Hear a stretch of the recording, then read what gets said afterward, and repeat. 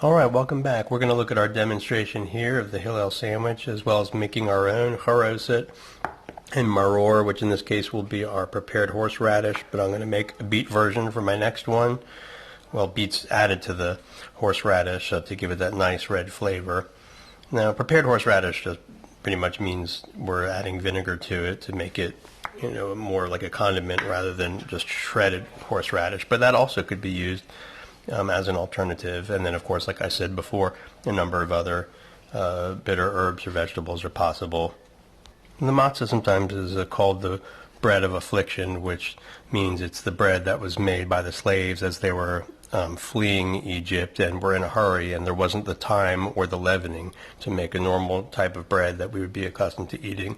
But if we look at it from a different perspective, just in terms of a historical perspective, I mean, this type of bread without yeast was probably typical for just the common bread of people in the whole region. Okay. So we will break it and take a couple pieces and create a sandwich, and that's the Hillel sandwich. And as simple as this is, it's really quite delicious and worth trying if you have not had this before. And great textures there too, between the crunchiness, the apples, and the maror acting as kind of like almost like the way we would use a hot mustard.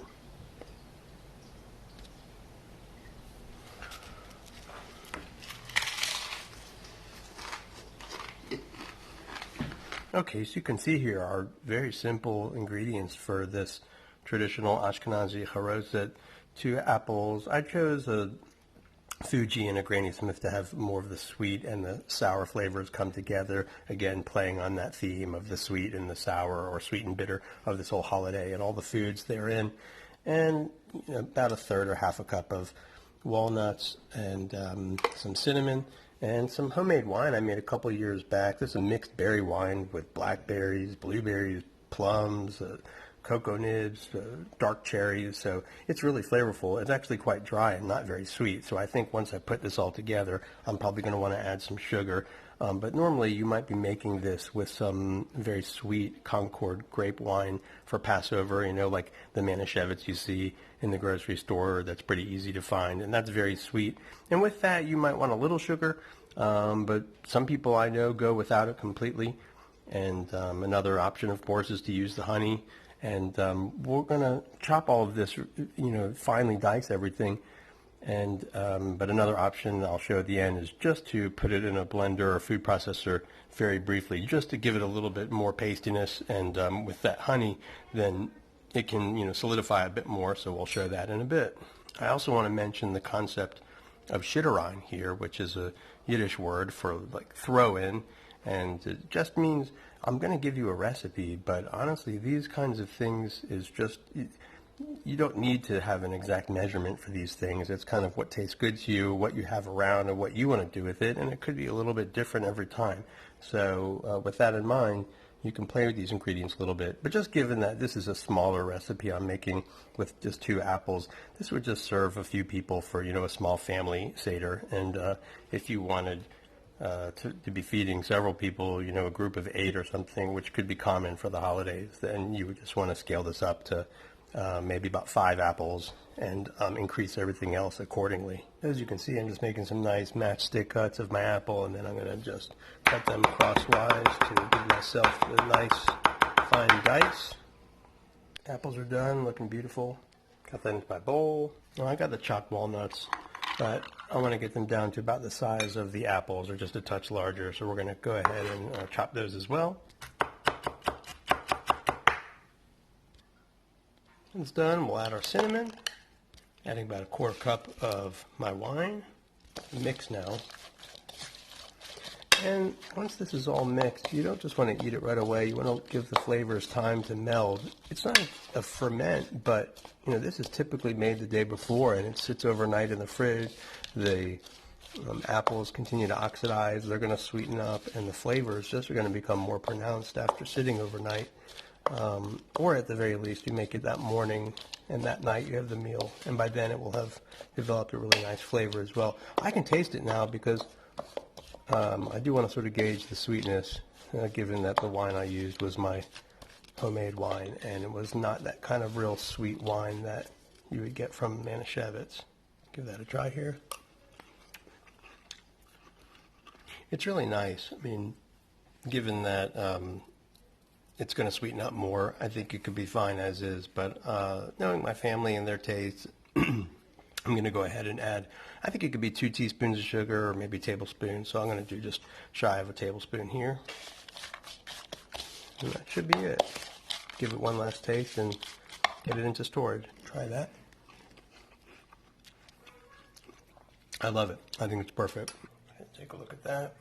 And that's ready to go in the fridge overnight. Okay, before we move on to the Maror, I did want to show that one step I mentioned. If we want to blend this a little bit further, just to get a little bit more of that, mortar consistency that we talked about before. It's great as is. Actually, my daughter ate almost all of what I made just a few hours after I made it. But I'm going to put this in a small little blender I have here, and you can kind of see what I'm talking about.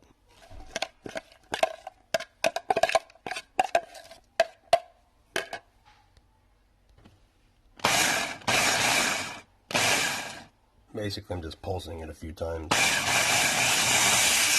Here you can see is the finished product. So you don't have to take this step, but if you want it, ground up more finely and more like a dip, then you can go ahead and take this step. I wouldn't go further than this, though. At least that's, how we tend to have it, is just kind of chunky like this. For the Maror, I mentioned I was going to use beet in this one to color it red and give it that nice balance of the bitter and the sweet.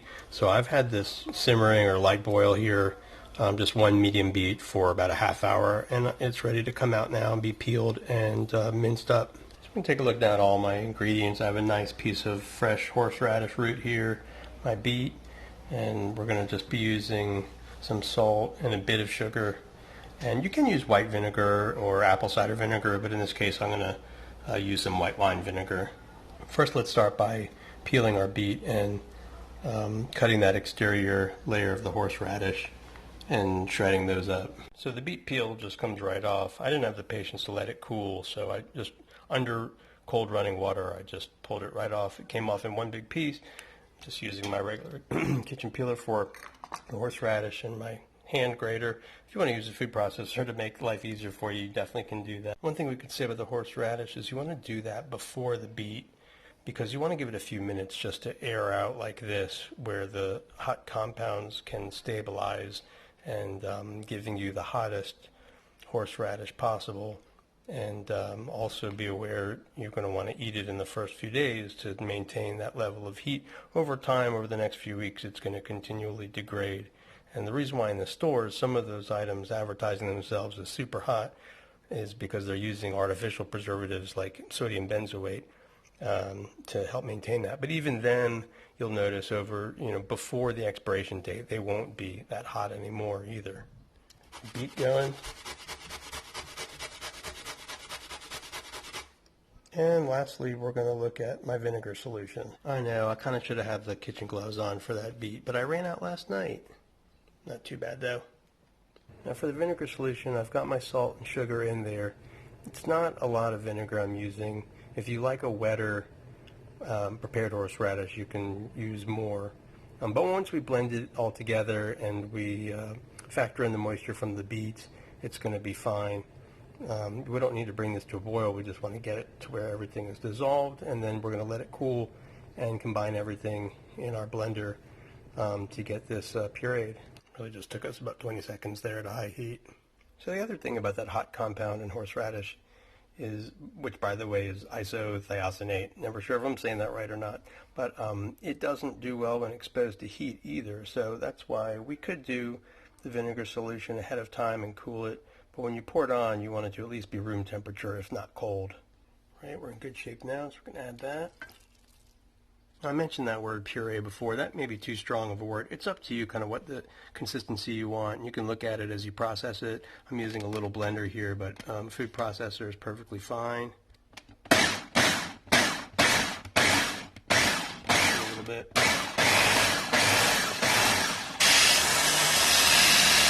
So I've spent about a minute on that, and it's just got a beautiful color. And I've tasted it.